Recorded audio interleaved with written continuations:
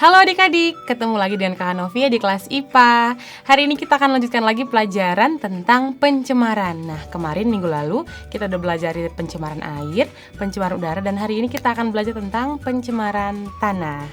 Nah, pencemaran tanah adalah keadaan di mana bahan kimia buatan manusia masuk ke dalam tanah dan mengubah lingkungan alami tanah. Tanah merupakan salah satu komponen terpenting dalam keberlangsungan hidup manusia, sama halnya dengan air dan udara. Kualitas tanah merupakan salah satu faktor terpenting hidupnya tumbuh-tumbuhan. Sementara tumbuh-tumbuhan adalah salah satu rantai makanan yang sangat mempengaruhi rantai makanan di atasnya.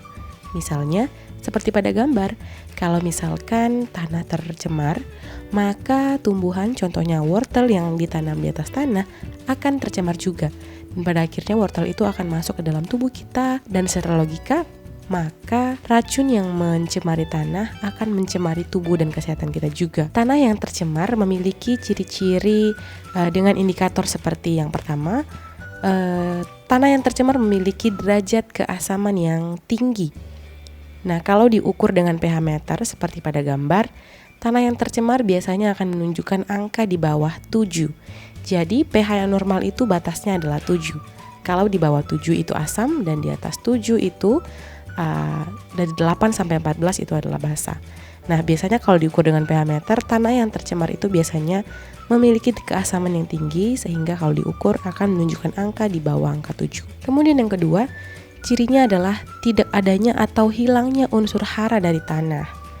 Biasanya ditandai dengan tanah yang kering atau tanah yang tidak bisa ditanami lagi oleh tumbuhan apapun karena kandungan mineral dalam tanahnya sudah tidak cukup sehingga tumbuhan yang akan tumbuh pun tidak sanggup lagi untuk tumbuh karena mereka tidak memiliki nutrisi yang mereka butuhkan untuk bisa bertumbuh dalam tanah. Yang ketiga, tidak ditumbuhi oleh jamur atau mikroorganisme lain. Nah, jangan salah ya, kalau kita menemui di lingkungan kita, tanah di sekitar kita itu tumbuh jamur ataupun tumbuh lumut ataupun ada mikroorganisme lain, nah itu sebenarnya adalah indikator bahwa sebenarnya tanah itu subur ataupun tanah itu mengandung zat hara ataupun mineral yang tinggi sehingga jamur, lumut ataupun mikroorganisme bisa tumbuh di sana. Jadi kalau tanah itu kosong dan tidak ditanami oleh jamur, lumut dan lain-lain, kemungkinan besar itu adalah tanah yang sudah tercemar. Ciri yang keempat adalah terdapat plastik atau bahan lain yang tidak dapat terurai. Nah, ini langsung gampang dikenali ya, kalau misalkan tanah itu dipenuhi oleh sampah plastik ataupun bahan-bahan tidak terurai seperti kaleng, kaca dan lain-lain, nah itu sudah otomatis tanah yang tercemar. Nah, jadi sebenarnya apa sih yang bisa menyebabkan pencemaran tanah? Faktornya ada 3, yaitu limbah domestik, limbah industri, dan limbah pertanian. Yang pertama kita akan belajar tentang limbah domestik.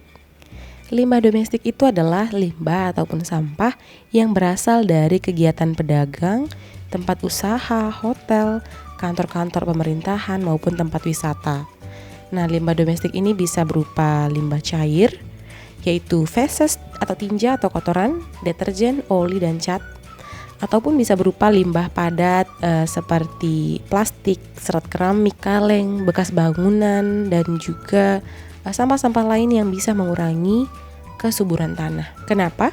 Karena limbah padat itu seperti plastik tidak dapat terurai di dalam tanah. Jadi kalau misalkan tanahnya sudah dipenuhi plastik, maka untuk si plastik itu bisa terurai butuh waktu ratusan tahun gitu. Jadi kalau ada satu plastik yang tertempel di dalam tanah, maka itu akan tetap utuh. Plastik itu akan seperti itu sampai ratusan tahun, sehingga dapat mengganggu kesuburan tanah. Nah, faktor penyebab pencemaran tanah selanjutnya itu ada limbah industri. Limbah industri ini berasal dari sisa produk industri, bisa berupa padat ataupun cairan. Nah, yang padat itu biasanya berupa lumpur atau bubur yang berasal dari proses pengolahan gula, pulp, kertas, rayon, pengawatan ikan, daging, buah, dan sebagainya.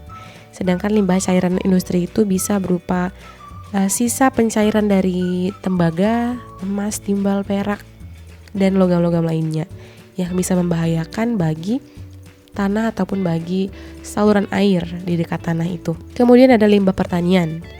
Nah, limbah pertanian ini biasanya berasal dari penggunaan pupuk sintetik ataupun pestisida.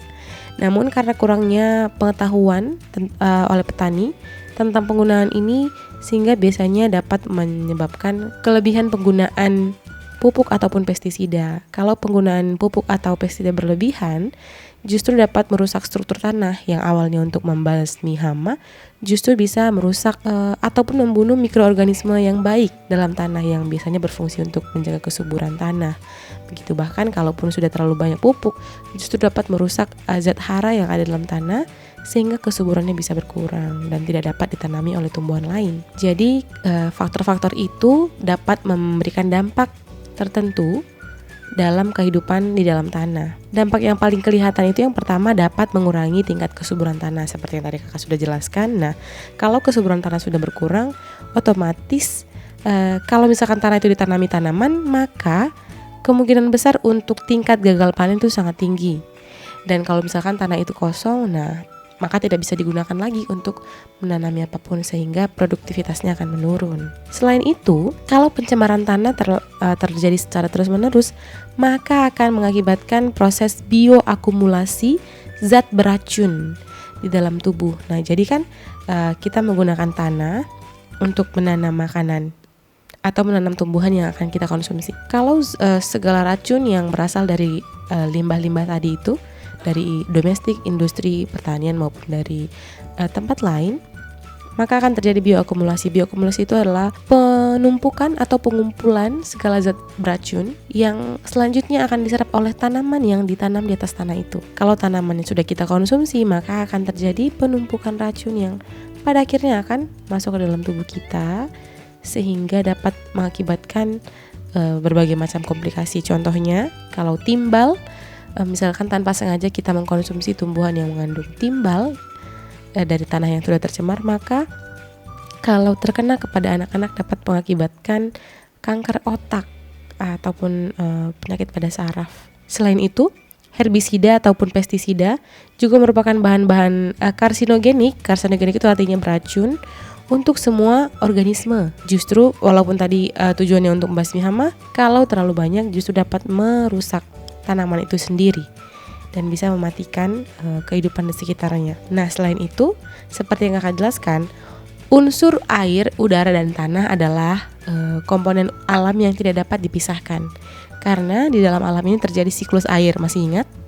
Nah, kalau di dalam tanah, kalau tanah sudah tercemar, maka air yang ada di dalam tanah akan mengalami proses siklus air.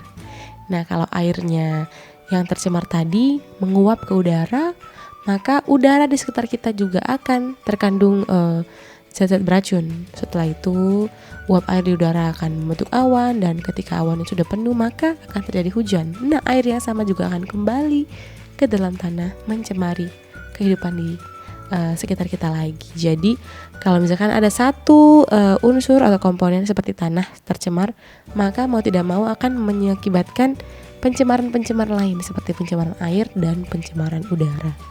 Karena semuanya sangat terhubung oleh siklus air.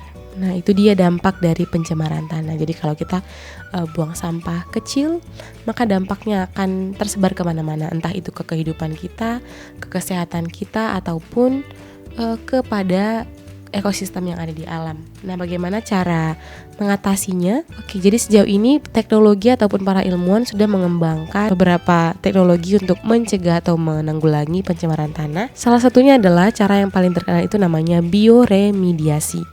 Nah, bioremediasi ini berasal dari kata bio dan remediasi. Bio itu artinya kehidupan, sedangkan remediasi berarti tindakan atau proses penyembuhan. Jadi bioremediasi ini adalah suatu proses penyembuhan lingkungan yang menggunakan makhluk hidup, ya, biasanya menggunakan mikroorganisme seperti bakteri yang terdapat di dalam tanah. Jadi bioremediasi itu ada dua macam, ex situ dan in situ. Bioremediasi ex situ itu adalah usaha pemulihan lingkungan dengan melakukan penggalian dan membawa tanah yang sudah digali itu, tanah yang tercemar, untuk diisolasi, dipulihkan di tempat lain. Jadi tanah yang tercemar digali, kemudian dibawa ke dalam suatu lingkungan baru ataupun ke dalam laboratorium untuk diadakan pemulihan. Nah, jadi caranya tanah yang sudah digali itu akan dibawa ke suatu tempat, kemudian akan diberikan unsur hara tambahan atau diberikan nutrisi kepada tanah itu, kemudian diberikan mikroba, bakteri atau mikroorganisme yang biasanya berfungsi untuk menyuburkan tanah.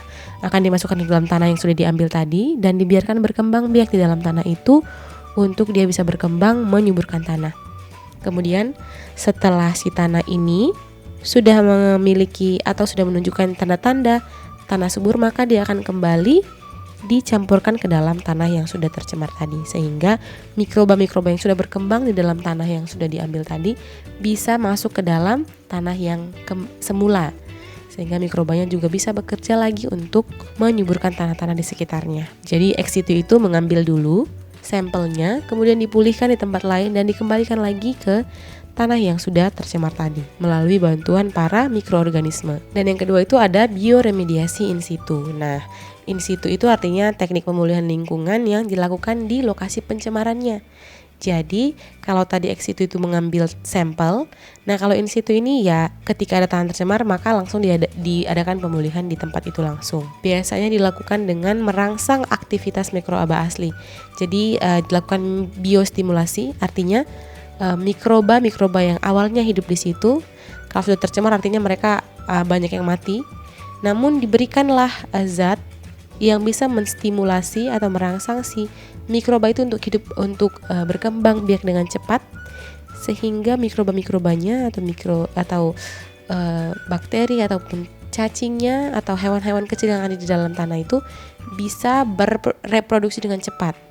Yang awalnya mereka mungkin sakit karena terlalu banyak menyerap zat beracun, mereka bisa cepat pulih dan dapat bereproduksi, memperbanyak diri sehingga bisa bekerja lagi untuk menyuburkan tanah. Itu dia.